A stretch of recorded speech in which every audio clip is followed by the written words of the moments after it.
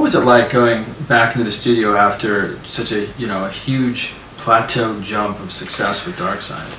I think I know it was difficult, and I think being wise after the event, if we could relive the whole period, what we should have done was probably worked live for another, done a year of, in a modern world, would have toured for much longer, done Dark Side as a show and developed it, instead of sort of more or less coming straight back into the studio. I think we spent an awful lot of time working on ideas that didn't lead anywhere, perhaps because we were a bit burnt out by Dark Side and its success and so on. And it took quite a while to get stuck into Wish You Were Here. And I think we would have benefited if we'd maybe just relaxed a bit and gone, no, let's, as I say, I'd love to have done more live work at the time, and hopefully we might have got around to filming Dark Side, which we never did. I think it was a shame, really, because there was a lot of new ideas coming up for how to do a live show, particularly with the film that we were using, and it would have been nice to have had a proper record of that. Right, yeah. And then there were songs like Have a Cigar, which were, was that basically like a response to the whole sort of, hey, make us another one. Yeah, absolutely. So there was probably pressure as well from the record company. I mean, in general, the record company behaved very well in that respect. We were allowed to very much get on and do what we wanted. Was there any sort of strange reaction to that song, being like, well, what is this about exactly? Not. I mean, the record company, I think, knew how to.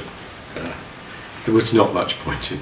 They weren't going to stop us doing it. So, and it was probably a little unfair. No, it wasn't entirely unfair. It was, but it was a bit like a number of other things. It was relevant to record executives of yesteryear by then.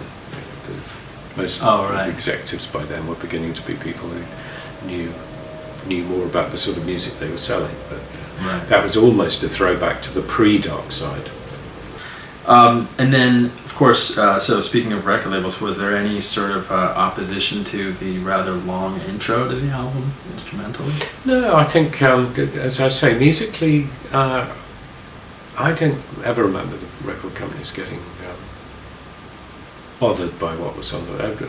Occasionally, there'd be someone who just didn't like the record, inevitably. But in general, they were sort of probably distracted by storm running interference in terms of coming up with very complex album sleeves that, particularly with Wish You Were Here, we wanted to shrink the whole thing in black plastic, so there was nothing on it at all. I mean, finally, the record company managed to persuade him to put a sticker on the front of it saying what it was, but Storm's original idea was that it was total absence, that it was just a black shrink wrap. That took a while for them to get over.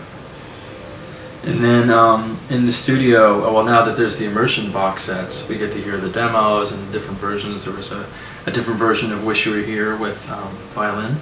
Yeah, I think that was the jewel in that particular crown.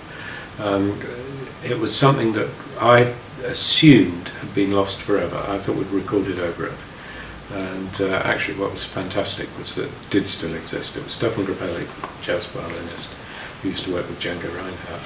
And he was working with Yehudi Menuhin down in studio. I think we were in 3 and they were in 2. And they came up to sort of just, in the way one does in a recording studio, sort of wander in, pay your respects. And someone had the gumption to say, would he like to play on it? And he went, yeah, all right, why not? And went in, did this.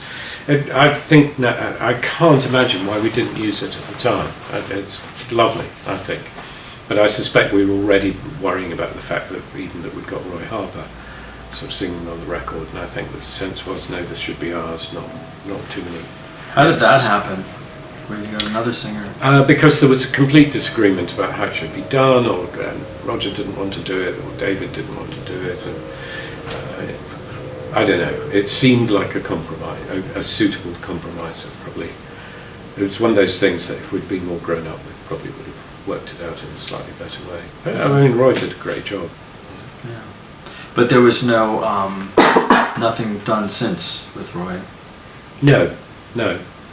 I definitely was not the plan to use too many other people in our records. Mhm.